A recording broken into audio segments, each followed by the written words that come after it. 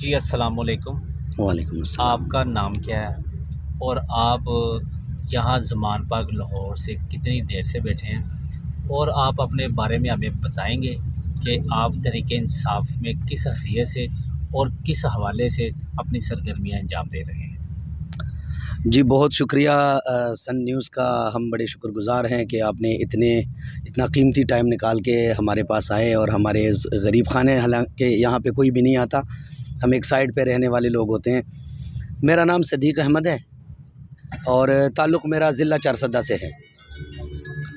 یہ انصاف tiger force کی ٹیم ہے جو 2014 میں آزادی دھرنا میں بنی تھی، اور وہاں سے چلتے ہم یعنی جتنی بھی پارٹی کے ایونٹس ہوئے ہیں، چاہے وہ رائے ونڈ مارچ ہو، چاہے اسلام آباد شٹ ڈاؤن کی کال ہو، چاہے بنی گالہ کا محاصرہ ہو، چاہے اس کے بعد بنی گالہ کی یہ 9 مہینے کی کیمپنگ ہو، اور اب یہ زمان پارک میں یہ 4تھا مہینہ ابھی ختم ہونے والا ہے انشاءاللہ۔ تو ہم انصاف ٹائیگر فورس، جو آواز آتی ہے نا، ایک نعرہ لگتا ہے کہ خان صاحب ہماری ریڈ لائن ہے، تو وہ ریڈ لائن میں سمجھتا ہوں کہ وہ خان صاحب جو ہے وہ انصاف ٹائیگر فورس کی ریڈ لائن ہے، کیونکہ ہم نے کبھی بھی اس ریڈ لائن کو کسی بھی حالت میں عبور کرنے نہیں دیا۔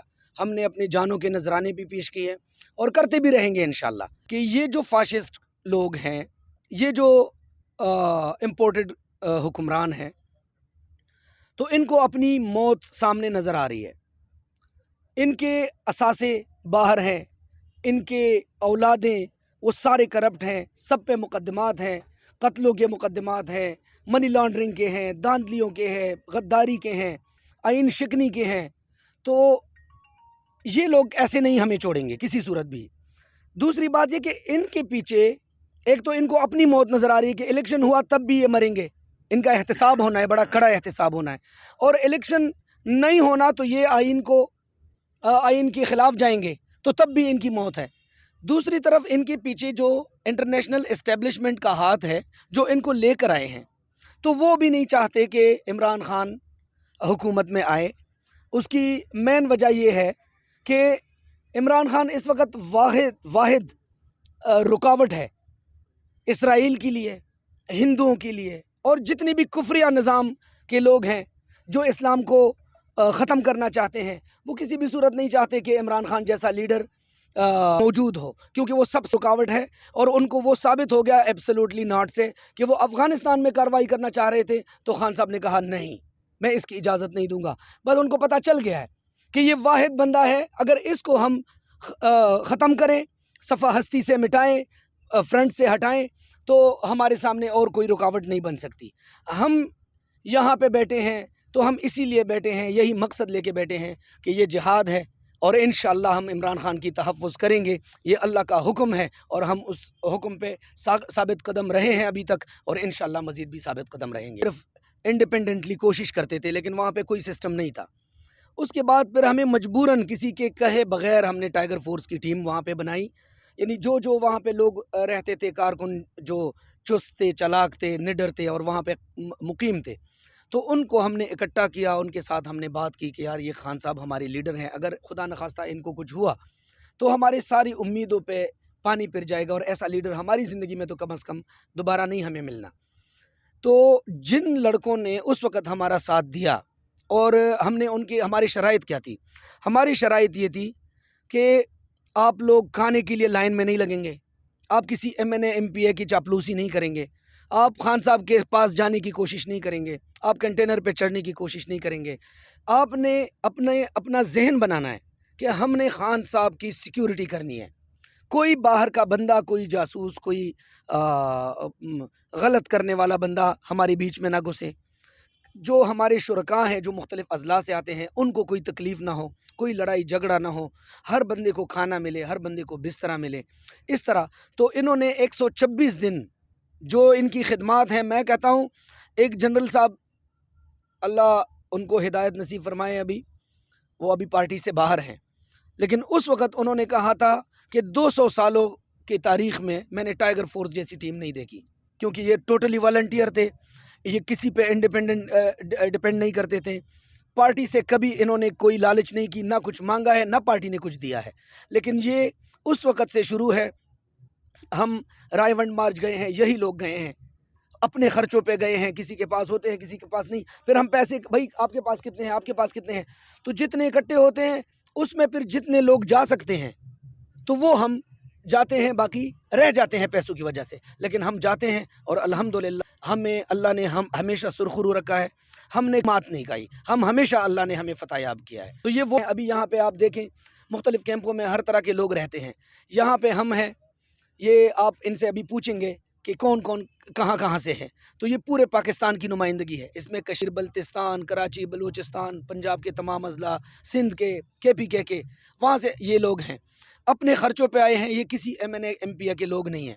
और ये वाहिद टीम है कि आपको इस वक्त ज़मान पार्क में ऐसी कहीं टीम नहीं मिलेगी कि जिसमें इतनी बड़ी तादाद में मुख्तलिफ़ अजला की नुमाइंदगी होगी। तो ये बग़ैर लालच के हैं, इन्होंने जेलें काटी है और जेलें काट के वापस आए हैं, तो ज़मान पार्क आए हैं दोबारा नए सिरे से तैयारी करने के लिए। तो ये हमारा प्राउड है और ये इमरान खान का भी फ़ख्र है अल्हम्दुलिल्लाह। हाँ। तो मैं इंग्लैंड से आया हुआ 2010 से, और 2010 में वाक़या हुआ कि पक्ष जो है वो सैलाब में था। तालाब की जो वहाँ हरारत हम लोग महसूस कर रहे थे लैंड में, वो ये थी कि हर घर और हर आदमी जो है वो आशिकबार था, और हम चाह रहे थे कि हम क्या करें पाकिस्तान की मदद के लिए। यानी कि अपनी अपनी वहाँ शुरू हो जाती है जब पाकिस्तान में कुछ होता है। तो मेरे लिए जो है ये ऐसा तजर्बा हुआ कि मुझे मेरी सोई ये लीडर जो 74 साल तारीख मेरे सामने आ गई, तो मुझे यही महसूस हुआ कि हमारा लीडर मेरे को मिला ही नहीं। कायदे आज़म ज़ुल्फ़िकार अली भुट्टो के बाद मेरे को मिला है। उस वक्त इमरान खान जो है इक़्तिदार में नहीं थे, लेकिन इमरान खान जो है वो मैं लीडर ढूंढ रहा था। मैं कायदे आज़म को भी मैंने पढ़ा, किताबों में मैंने पढ़ा। उसके बाद अल्लामा इकबाल भी जो है ना स्टडी है मेरे पास, कि उनसे कायदे आज़म को ढूंढा था। तो मैं उन्हीं नक्शे कदम पे चलना शुरू किया, तो मुझे खान साहब नज़र आए।